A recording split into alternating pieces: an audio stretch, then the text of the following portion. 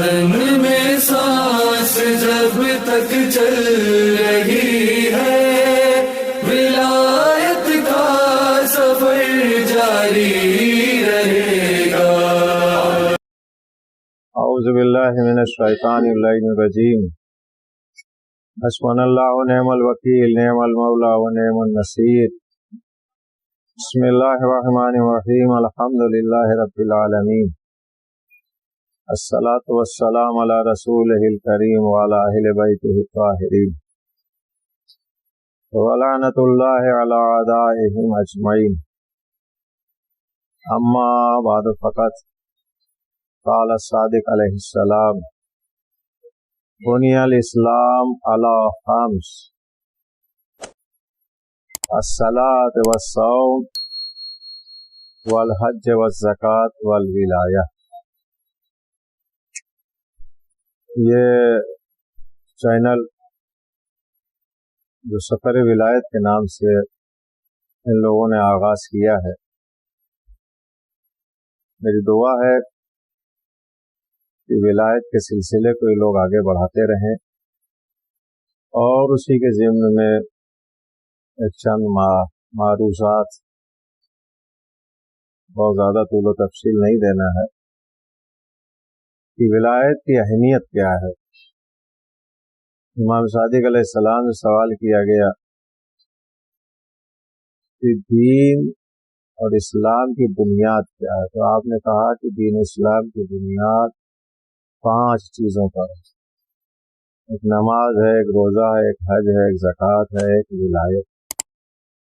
سوال کرنے والے نے سوال کیا، مولا یہ 5 میں سب سے اہم تو نماز ہونا چاہیے، اس لیے کہ نماز جو ہے وہ پہلی ہے، اول ہے، بڑی اہمیت ہے۔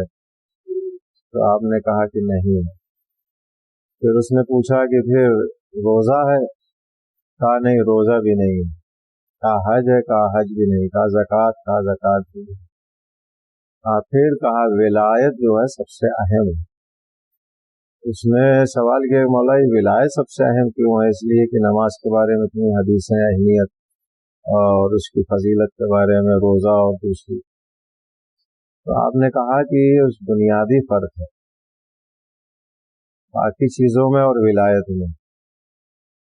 نماز اگر آپ گھر کے اوپر ہیں تو 4 رکعت، اگر سفر میں ہے تو 2 رکعت، اگر معذور ہے، مشکل ہے، کھڑا نہیں ہوا جا رہا ہے تو بیٹھ کے پڑھیں، بیٹھ کے نہیں تو لیٹ کے پڑھیں۔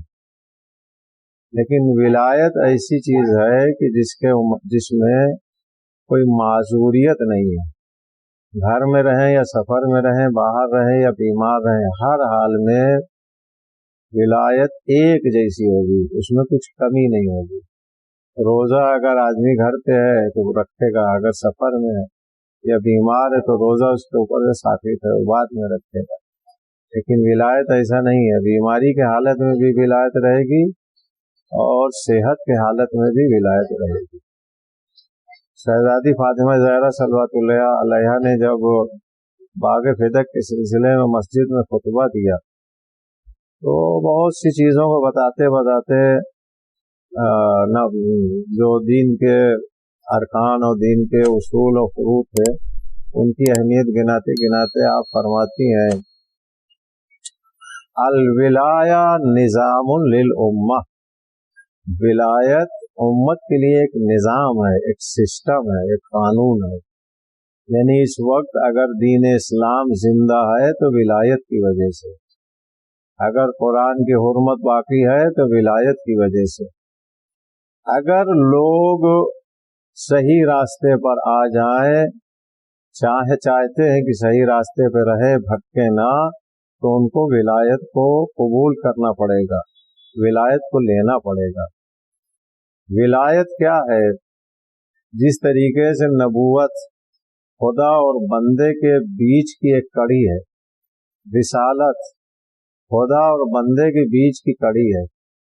اگر نبوت یا رسالت یا امامت یا ولایت کو اتنا کم کر دیا کہ بندوں جیسا سمجھ لیا تو بھی غلط، یا اتنا بڑھا دیا کہ حدود خدا میں شامل کر دیا تو بھی غلط۔ ولایت، امامت، نبوت، رسالت جو بھی ہے، ان کو خدا کے بعد اور بندوں سے اوپر رکھنا ہے۔ اگر خود بندوں میں شامل کر دیا تو اس کا مطلب ولایت کو گھٹا دیا، اگر حدود خدا میں شامل کر دیا تو اس کا مطلب ولایت کو اتنا بڑھا دیا جو ربوبیت تک پہنچا دیا۔ دونوں غلط ہے۔ ولایت عبد اور معبود کے بیچ کی کڑی ہے۔ پروردگار کا میسج، پروردگار کا پیغام بندوں تک پہنچاتی ہے ولایت، اور بندوں کا پیغام، بندوں کی حاجت، بندوں کی ضرورت اور سوالات یہ خدا تک ولایت پہنچاتی ہے۔ اب ولایت اور امامت میں فرق کیا ہے؟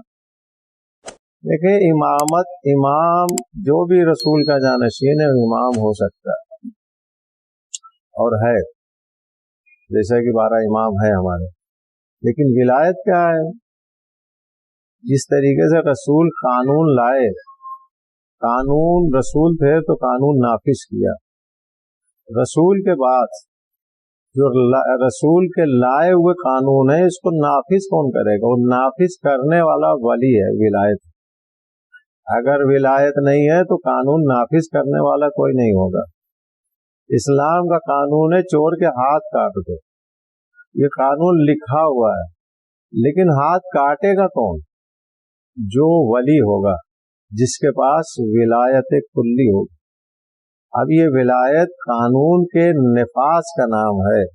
اگر کسی نے ولایت چھوڑ دی تو اس کا مطلب قانون تو موجود ہے لیکن نافذ کرنے والا کوئی نہیں، اور اگر کوئی دوسرا نافذ کرے گا تو اس میں مشکل آئے گی، اس لیے کہ نافذ وہ کرے جو خود بے گناہ ہو، جو خود معصوم ہو۔ اسی لیے ولایت کے لیے جو بھی ولایت کے منصب پر فائز ہے، معصوم ہونا ضروری ہے۔ جیسے کہ مولا کائنات نے ایک شخص کو سزا دی کہ چور کے ہاتھ کاٹ دیے جائے، تو اس نے شرط رکھی کہ مولا ہاتھ آپ کاٹیں گے، کوئی دوسرا نہیں کاٹے گا۔ تو آپ نے پوچھا کیوں؟ کہنے اس لیے کہ میں چاہتا ہوں کہ سزا وہ دے جو ہر گناہ سے معصوم ہو، جس نے کبھی گناہ ہی نہ کیا ہو، لیکن جس نے کبھی ایک بار بھی اگر گناہ کیا تو دوسرے گنہگار کو سزا دینے کا اس کا حق نہیں ہے۔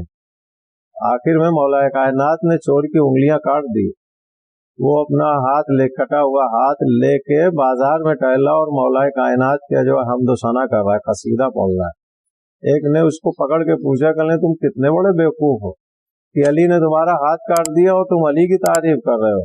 کہے میں تعریف اس لیے کر رہا ہوں، قصیدہ اس لیے پڑھ رہا ہوں کہ علی ایسا بے گناہ ہے کہ جس نے ہمارے ہاتھ کاٹ کے ہم کو جہنمی سے جنتی بنا دیا۔ یہ خبر کسی نے مولا کائنات کو دی، کہے یا علی آپ نے ہاتھ کاٹا اور آپ کو وہ قصیدہ پڑھتا گھوم رہا ہے۔ کہے اس کو بولا، اور اس کے بعد میں اب جو ہاتھ ہٹایا تو دیکھا ہاتھ پہلے کی جیسا۔ لوگوں نے کہا کہ یا علی پھر ہاتھ کاٹا کیوں تھا جب ہاتھ صحیح کیا؟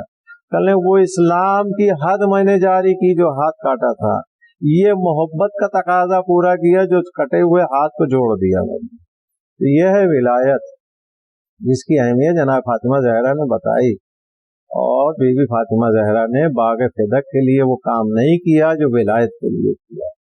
جو بی بی فاطمہ زہرا مسجد میں گئی تھی اور جو ہے اپنے مقدمہ پیش کیا، وہ مقصد باغ فدق نہیں تھا، وہ پس پردہ مقصد ولایت تھا۔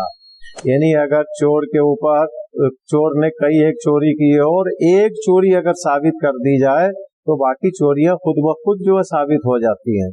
تو بی بی فاطمہ زہرا جو مسجد میں اپنے مقدمہ لے کے گئی تھی، وہ دراصل باغ فدق کا نہیں تھا، وہ ولایت کا مقدمہ تھا کہ اگر باغ فدق کے اس میں یہ سب غلط ثابت ہو جائے تو پھر ولایت کے سلسلے میں بھی غلط ثابت ہو جائیں گے، کہ جو رسول کی بیٹی کا باغ چھین سکتا ہے وہ ولایت اور امامت جیسے منصب کے اوپر اگر غاصب ہو جائے تو اس میں کوئی بڑی بات نہیں ہے۔ اور اس بی بی نے اس کو ثابت کر دیا، بڑی مسجد میں سارے لوگوں کے بیچ میں اس طریقے سے جو ہے ان ظالموں کے چہروں سے نقاب اتاری کہ ان کی نقاب آج تک اتری ہوئی ہے، اور قیامت تک وہ سب اس طریقے سے عیاں ہو گئے کہ یہی ہے باغ فدق چوری کرنے والے اور یہی ہے ولایت کے منصب کو چوری کرنے والے۔ مولا کائنات نے بھی خطبہ شکشکیہ میں ارشاد فرمایا کہ لوگوں نے ولایت یا خلافت کے کرتے کو کھینچ تان کے اپنے بدن میں پہنا تھا، یعنی بدن میں فٹ نہیں اتر رہا تھا، کھینچ تان کے جو ہے وہ لوگ خلافت اور ولایت کے کرتے کو پہن رہے تھے۔ بی بی فاطمہ زہرا نے اس ولایت کے منصب کے لیے کوشش کی کہ مدینے میں ایک ایک گھر میں ایک ایک دروازے پہ بی بی گئی ہیں، اور جانے کے بعد کنڈی کھٹکھٹا کے انہوں نے کہا کہ جو ہے یہ ولایت کے سلسلے میں رسول نے جو اتنی ساری سفارشیں کی ہیں کہ علی ہمارے بعد جو ہے وہ ہیں جانشین ہے، اور تم لوگوں نے کیسے شخص کو جانشین بنا لیا جو علی الاعلان گناہ کرتا ہے، علی الاعلان ظلم کرتا ہے، جھوٹ بولتا ہے، جس کے ہاں رات میں شراب کی پارٹیاں چلتی ہیں، ایسے لوگوں کو تم نے جو ہے رسول کی جگہ پہ لا کے بٹھالا۔ ایک ایک گھر جا کے بی بی فاطمہ زہرا نے ولایت کے سلسلے میں مدد مانگی ہے، اور امام حسین علیہ السلام نے بھی کربلا کے میدان میں ولایت اور مولا کائنات کے عظمت اور اہمیت کو جو ہے ثابت کیا ہے، بلکہ صرف امام حسین نے نہیں، جتنے بھی ائمہ اطہار علیہ السلام ہیں وہ ان کو موقع ملا ہو نہیں ملا ہو، لیکن بہرحال جیسے ہی موقع ملتا تھا اور جہاں پہ بھی تھوڑی سی بھی گنجائش ہوتی تھی وہ ولایت کے مسئلے کو عیاں کرتے تھے۔ اور پروردگار عالم نے ارشاد فرمایا قرآن میں کہ اللہ تمہارا ولی ہے، رسول تمہارا ولی ہے، اور وہ بھی جو نماز قائم کرتے ہیں اور حالت رکوع میں زکوٰۃ دیتے ہیں ایمان لائے۔ اب اس میں لوگ کہتے ہیں کہ اس میں علی کا نام نہیں ہے، علی تقریباً 500 سے 1000 آیتیں ہیں جو صرف علی کے لیے آئی ہیں، لیکن کسی ایک جگہ پہ مولا کائنات کا نام نہیں، ہر جگہ صفتیں ہیں۔ کیوں اللہ نے صفت بیان کی، نام کیوں نہیں بیان کیا؟ نام بیان کر اگر پروردگار عالم لکھ دیتا تو کئی ایک مشکل پیش آتی، اگر ان کا زور چلتا تو وہ آیتیں غائب کر دیتے کہ جس میں علی کا نام تھا، اور اگر زور نہیں چلتا تو پھر وہاں کے اوپر علی کی جگہ دوسرا نام لکھ دیتے، اور اگر یہ بھی نہیں کر پاتے تو کم سے کم یہ تو کر سکتے تھے کہ ہر وہ آیت جو علی کے لیے آئی ہے پتہ نہیں کتنے بچے علی کے نام سے ہو جاتے، اور ہر شخص دعویٰ یہ کرتا ہے کہ کیونکہ ہم بھی علی ہیں یہ آیت ہمارے لیے، ہم بھی علی ہیں یہ آیت ہمارے لیے۔ تو پروردگار عالم نے صفتیں بیان کی، نام نہیں بیان کیا۔ کیوں؟ نام تم رکھ سکتے ہو، صفتیں نہیں پیدا کر سکتے۔ تم کسی بزدل کا نام شجاع تو رکھ سکتے ہو، لیکن کسی بزدل کے اندر شجاعت پیدا نہیں کر سکتے۔ تو اللہ نے اسی لیے صفتیں بیان کی ہے کہ صفتیں دینے والا خدا ہے، تم نام چینج کرتے رہو، پتہ نہیں کتنے کتنے لوگوں کے کیا کیا نام رکھ دو، اس سے فرق نہیں پڑے گا۔ ہم ایسی صفتیں بیان کریں گے جو صفتیں تم لا نہیں سکتے۔ اور دیگر عالم نے کہا کأنہم بنیان مرصوص، یہ جب میدان کارزار میں ڈٹ جاتا ہے جہاد کرنے کے لیے تو ایسا کھڑا ہوتا ہے جیسے سیسا پلائی ہوئی دیوار۔ اب پورے لشکر اسلام میں ایک شخص ایسا لے کے آؤ جو سیسا پلائی ہوئی دیوار کی طرح میدان کارزار میں علی کے علاوہ کوئی جو ہے جم جاتا ہو۔ اس لیے اللہ نے صفتیں بیان کی ہے۔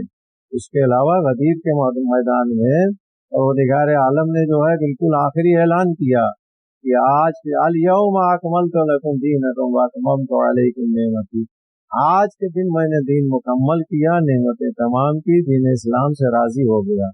یعنی جس دن ولایت کا اعلان ہوا ہے اسی دن اسلام مکمل ہوا، جس دن ولایت کا اعلان ہوا ہے اسی دن نعمتیں تمام ہوئی، جس دن ولایت کا اعلان ہوا ہے اسی دن پروردگار دین اسلام سے راضی ہوا۔ اس کا مطلب یہ ہے کہ ولایت سے پہلے نہ دین مکمل تھا، نہ اللہ اس سے مکمل طریقے سے راضی تھا، نہ نعمتیں مکمل ہوئی تھی۔ تو یہ ولایت وہ ہے کہ جس نے دین اسلام کو مکمل کیا۔ اب اگر کوئی چاہتا ہے کہ مکمل اسلام حاصل کرے اور لے تو اس کو ولایت لینا پڑے۔ وآخر دعوانا الحمدللہ۔